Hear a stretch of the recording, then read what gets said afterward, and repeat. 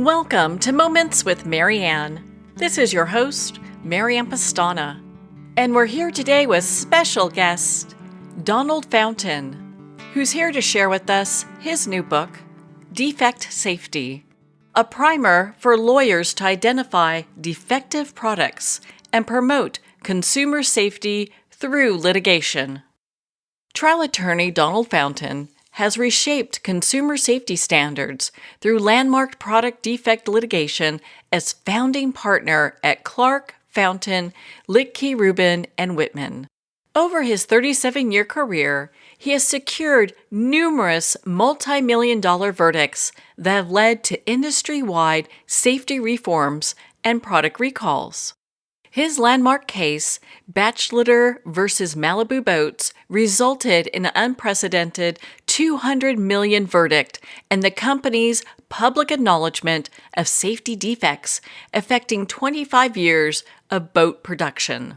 A recognized leader in automotive and consumer product safety, Fountain played a key role in litigation that led the largest tire recall in U.S. history. His work has helped establish new safety standards across multiple industries while advocating for consumer protection through the court system. So welcome to the show, Donald Fountain. Thank you for having me. I appreciate the invite. Well, it's such an honor to have you here, and I cannot wait to dive into this book. Your new book, Defect Safety, reveals how manufacturers really prioritize profits over safety testing. What should shoppers understand about product safety standards?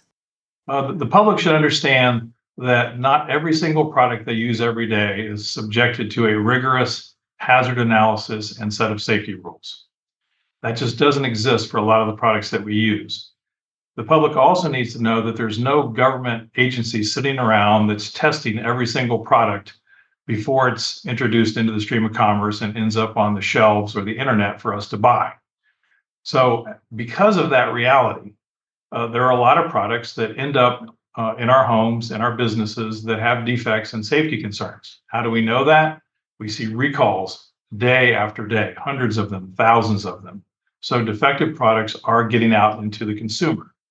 It's important for the consumer to be vigilant, that if they see a defect or suspect a defect, that they say something and report it, because that becomes the genesis of the safety matrix in this country and the origin of every recall that we receive.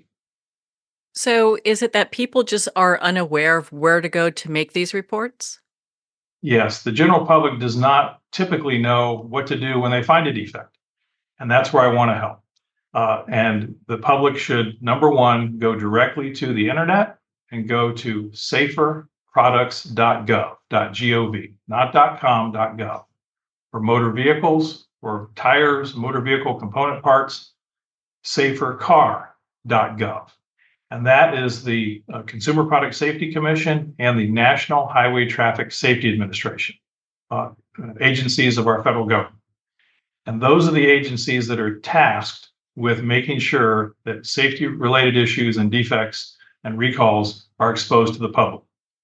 As of January 26th of 2025, just a few days ago, there's another new important place for consumers to report defects, and that is to Amazon. The Consumer Product Safety Commission litigated with Amazon for about 4 years and ultimately determined that Amazon is a legal distributor. And so now they have an obligation to participate in the safety process, including safety recalls and safety notifications to consumers. 3 important places to report defects: saferproducts.gov, Amazon, and then, of course, directly to the manufacturer. But because so many products are sold overseas, how do you find the Chinese manufacturer of your, battery charger, or the manufacturer of your power tool from India? You still want to do it, but go directly to saferproducts.gov. That's the best place to start. So what made you decide to focus your career on product defect cases? I ended up doing product defect work purely by accident. I was just asked to do a case when I had been doing traditional, what are called personal injury cases, car crashes, that type of thing. And I have always had a mechanical mind. I've always been interested in how things are put together and come apart and break and how they can be made better. And so when I handled this very first case, I just really took a liking to it. And ever since then, the first case nearly 30 years ago, I've been doing primarily product defect litigation of all different kinds of products. Well, I found your career to be so fascinating because you have some landmark cases. I've been very fortunate. I have had some cases that have changed safety in this country.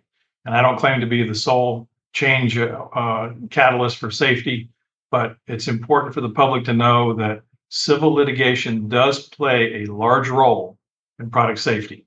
One case where one defect is determined can affect an entire industry and related industries as well. Well, thank goodness for people like you. I mean, after 37 years of exposing dangerous products, what red flags should families watch for when purchasing items online? When you're purchasing things online, what you want to do is you want to purchase them from a reputable seller. There's all sorts of things that are available online, Facebook ads, Instagram ads, and it's better to stick with mainstream suppliers to buy your goods from. The reason for that is that anybody that sells products in the United States has an obligation under the law that if they detect a defect or a safety concern to report it within 24 hours, believe it or not, to the Consumer Product Safety Commission. Reputable, established retailers have a higher likelihood of doing that. You start dealing with people that are shipping products from India or China, maybe not so much. So I would stick with mainstream retailers and distributors. What if someone suspects that they've purchased an unsafe product? What steps should they take? The first thing they should do is they should make sure that product is separated, put somewhere where no one is going to be injured by it. A lot of people will say this is a defective product and they throw it away. Don't do that. Keep it. Take photographs of it, keep the paperwork, the boxes, the instructions that came with it, all the pieces and parts. And then go directly to saferproducts.gov and report it. If it happens to be a motor vehicle component, safercar.gov. Because by doing that, you may be the first person that starts what ends up being a national recall. And by just doing that simple act, you could stop or prevent somebody from being hurt or even killed. There are many instances where all of the major recalls in this country have happened just because Bob in Colorado or Mary in New Jersey said something. That's what needs to be done. If you see something defective, make sure you don't keep it to yourself and let the authorities know. Well, on that note, we're going to pause here for a quick break. We've been speaking with Don Fountain in regards to his new book, Defect Safety. You've been listening to Moments with Marianne. We'll be right back after these messages from our sponsors. Are you an author, speaker, or expert who is looking for more publicity? Visit radioguestlist.com and sign up for free interview requests from shows looking for guests. Radio Guest List is the #1 free booking resource for radio, podcasts, and TV talk shows who are looking for experts like you right now. Visit radioguestlist.com and sign up today to get the visibility you deserve. There comes a moment when you realize you're somewhere special.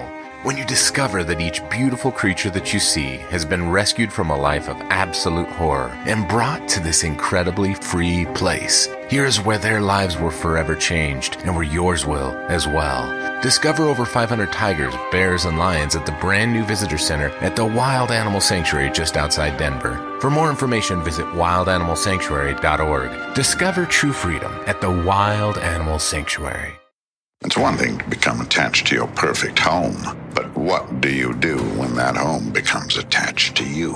A family in dire need of a fresh start, a mysterious house tied to the past. Buried deep within the foundation of the old Far Hill Manor lies a centuries-old secret. Dark forces or something stronger just waiting to be discovered. Caretaker, a supernatural thriller by breakout authors R.J. Halpert. Internationally recognized and award-winning author Judy Goodman works and teaches outside the box of limited thinking. Working with people from every walk of life, her goal is to empower you to be the best you can be, no matter what the challenge is. Born with the gift of seeing beyond our normal vision, she has an extraordinary gift of working with every challenge. Teaching beyond conventional wisdom, her work is described as life-changing. Visit judygoodman.com. That's judygoodman.com.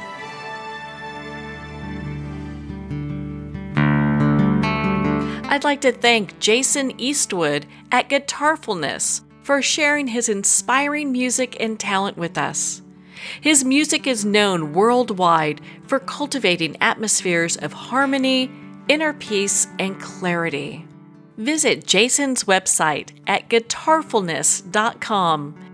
Join his newsletter, be part of his community, and download his music.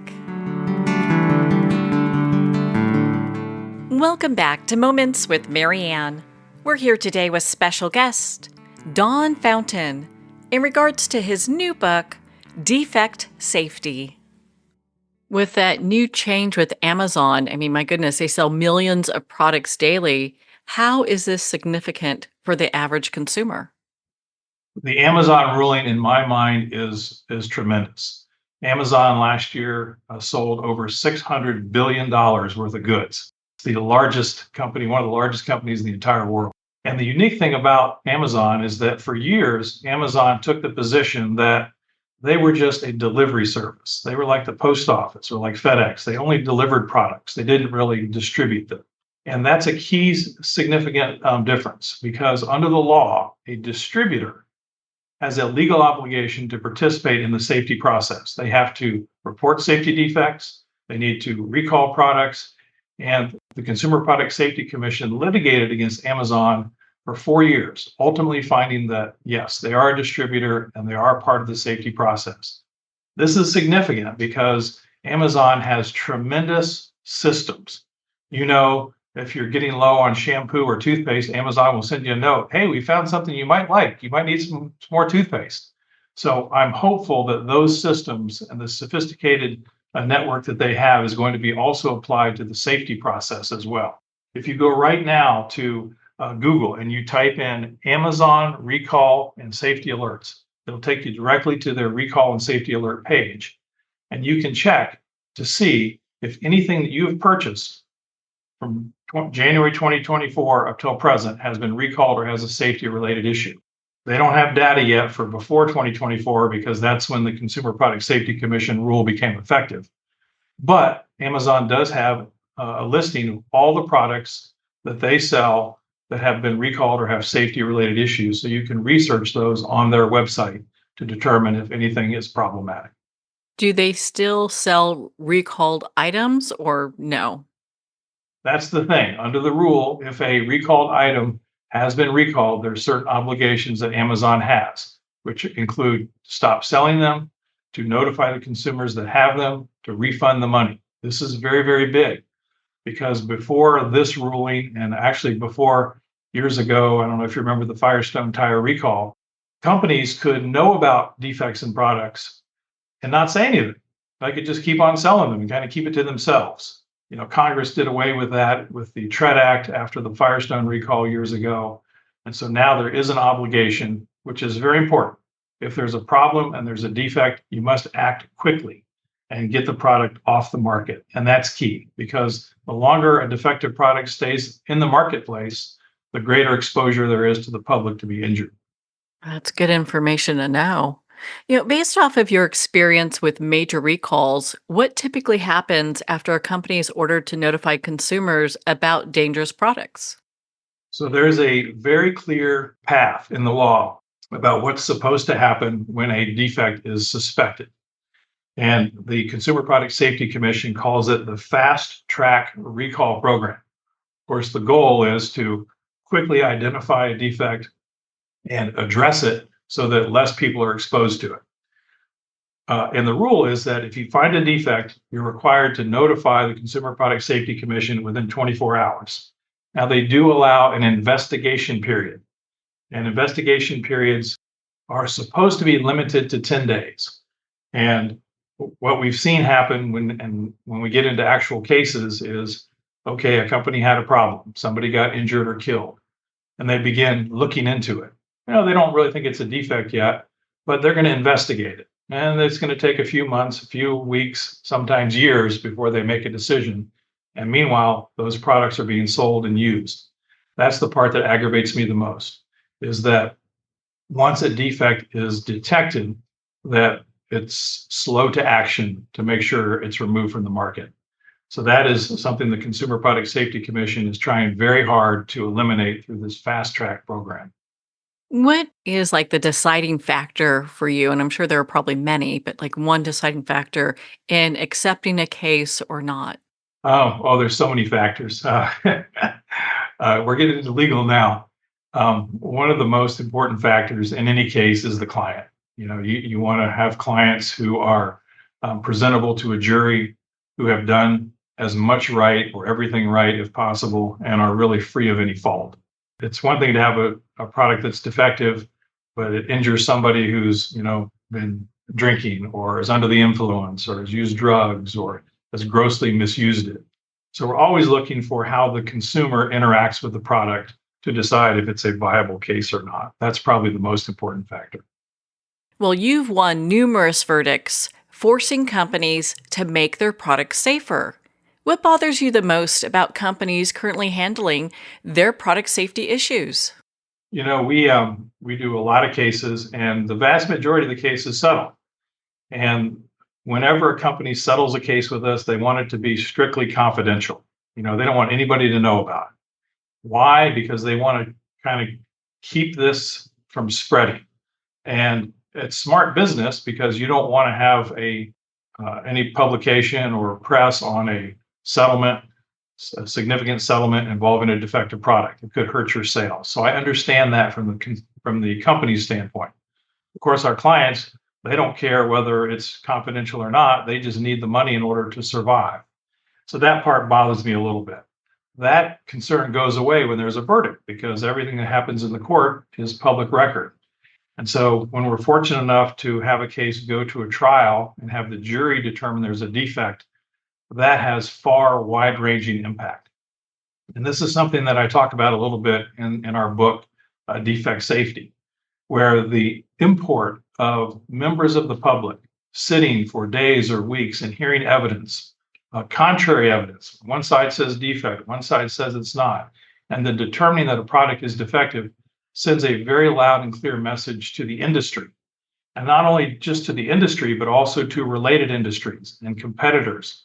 And so the jury's decision in a given case is extremely powerful. And we talk about that in the book, and we see and show how that happens. And it's important for the public to know that these claims that are brought, they don't just benefit the families that are affected directly, but they affect and benefit all of us because they advance the safety ball. Such a powerful book. Well, Don, where can our readers and listeners connect with you and be part of your community and learn more about Defect Safety? Defect Safety is on Amazon. Coincidentally, we've been talking a lot about Amazon today. And there's a link there for it. And also my firm's website. My firm is Clark Fountain, Litkey, Rubin, and Whitman in West Palm Beach, Florida. There's a link there as well, and lots of information about it. I've done a number of interviews about the book and about Amazon recently. Those are linked on our website as well. And the Amazon thing, I really can't underscore how unique and important that is in today's market. We are truly a global economy, and things are coming from every single corner of the world every day. And we're now in an environment where we have potential tariffs on things. And in my mind, the question is, okay, are some safety steps going to be skipped because there's more money for tariffs? Are we going to try to cut back to keep the bottom line intact? And I do have some concerns about that. But the best place to go is directly to my firm's website, Clark Fountain. Do you look into and accept cases outside of the Florida area? Yes, we do cases all over the country. I think we've done cases in 36 different states so far. We resolved a case in Alaska in the last couple of months. I have one going in Maine right now. So we do cases literally all over the country. Well, Don, thank you so much for taking the time to be on the show with us here today. I appreciate it. And thank you for your time as well. Well, thank you, Dawn. It's been such an honor to spend this time with you and to talk about your new book, Defect Safety. Make sure to visit his website, clarkfountain.com, to learn more about his work and, of course, his book. Well, we're at the end of our time today. I'd like to thank everyone for tuning in. You've been listening to Moments with Marianne, where we make every moment count.